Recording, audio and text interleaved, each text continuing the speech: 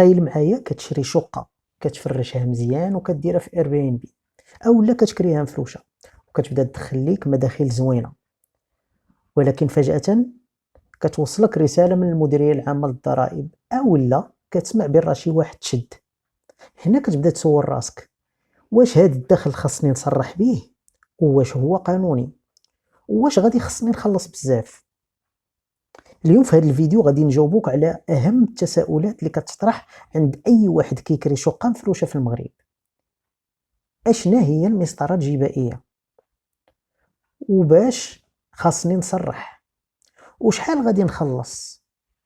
وكيفاش نكون قانوني ونبقى هاني بلا مشاكل؟ الا كنتي كتفكر تدخل لهذا المجال ولا راك ديجا داخل ليه، فهاد الفيديو راه مهم ليك، فخليك معنا حتى الاخر.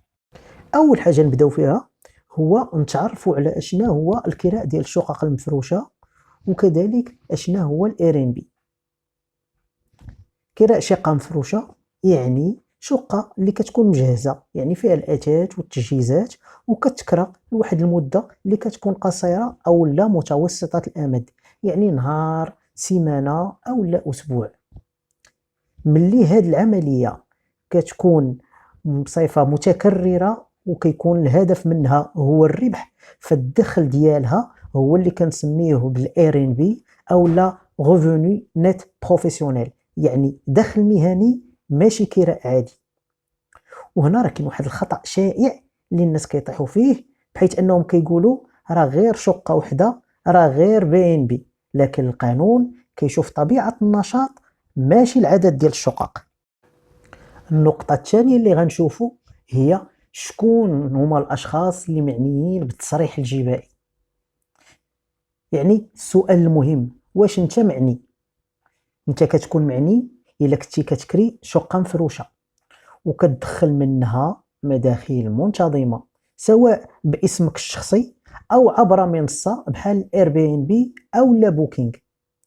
حتى إلا كان الدخل صغير راه خاصك تصرح به. وهنا راه كاين فرق مهم بين الكراء غير المفروش اللي كيدخل في الدخل العقاري والكراء المفروش اللي كيدخل في الاير ان بي، وهنا بزاف الناس كيطيحوا في الغلط. دابا المحور الثالث غنطرقوا فيه لكيفاش نصرحوا وشنا هي الوثائق اللي كتكون خاصانا. يعني دابا غادي ندخلوا للجانب العملي.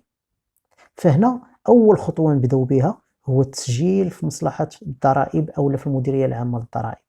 هنا راه خاصك تمشي لمصلحة الضرائب باش كدير التعريف الضريبي ديالك وكتصرح بالنشاط ديال كراء الشقق المفروشة. الخطوة الثانية هو اختيار النظام الجبائي، وهنا راه خاص نعرفوا انه كاينين جوج ديال الانظمة الجبائية. كاين النظام الجزافي اللي هو واحد النظام كيكون بسيط ومناسب للناس اللي عندها واحد الدخل محدود. الضريبة فيه كتكون كتحسب بواحد النسبة اللي ثابتة، يعني فيكس.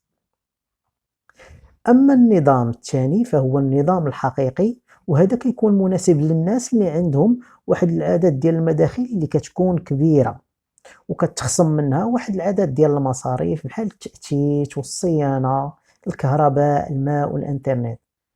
والاختيار هنا مهم بزاف وكيأثر على شحال غادي تخلص. أما الخطوة الثالثة فهي التصريح السنوي، واللي كدير به التصريح بالدخل وكتقوم كذلك بالأداء ديال الضريبة. وطبعا راه غيخصك تحتفظ بكل الوثائق المتعلقة بعمليات ديال الكراء من فواتير وعقود. دابا غندوزو للمحور الرابع واللي فيه غنشوفو شحال كنخلصو ديال الضريبة. هذا السؤال طبعا كيحير الجميع لأن كلشي باغي يعرف شحال خاصو يخلص، ولكن الجواب ديالو هو انه راه ما كاينش رقم واحد اللي كنخلصو او لا نسبة وحدة اللي كيخلصها الجميع. التحديد ديال المبلغ اللي غنخلصو كضريبة كيعتمد على شحال كندخلو كمداخيل ديال الكراء، كذلك اشنا هو النظام الجبائي اللي اختاريناه بين الحقيقي والجزافي، إضافة للمصاريف اللي كنصرحوا بها وكتكون كتعلق بالعملية ديال الكراء. لكن باش نعطيو واحد الفكرات قريبيه، فالنسبه كتكون ما بين 10% حتى ل 30% حسب الحاله. ولكن راه نبغيو ننبهوا انه عدم التصريح راه كيؤدي بيك لانك غتخلص غرامات وزيادات، بالاضافه لانه يقدر يخلق ليك مشاكل قانونيه مع المديريه العامه للضرائب ومع الدوله. المحور الخامس غنخصوه نصائح الخبير باش تكون نتايا مرتاح، واللي فيه غنعطيك نصائح ذهبيه. اول حاجه تصرح من الاول وما تسناش، ما تسناش تيجيو مديريه الضرائب ويقولوا لك راه عندك واحد الشقه مكريه وما كتخلصش عليها.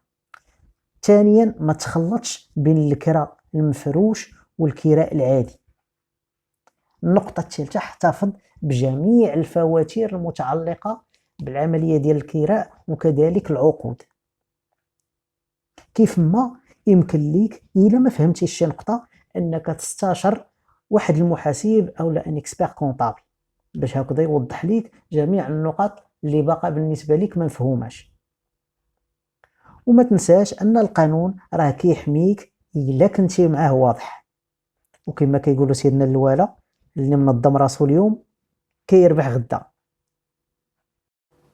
وفي الختام كنقولوا ان كراء الشقق المفروشه هو فرصه استثماريه زوينه في المغرب، واللي كيبان انها عندها افاق كبيره خاصه مع التنظيم ديال المونديال اللي غيكون في 2030. ولكن النجاح الحقيقي ماشي غير في الدخل، ولكن النجاح كذلك كيكون في انك تكون قانوني منظم وبالك مرتاح. الى عجبك الفيديو دير لينا لايك واشترك في القناه وكتب لي في التعليقات واش كتكري مفروش او لا باقي كتفكر. ونتلاقاو في فيديو جديد على العقار والاستثمار وكيفاش تبني دخل ذكي.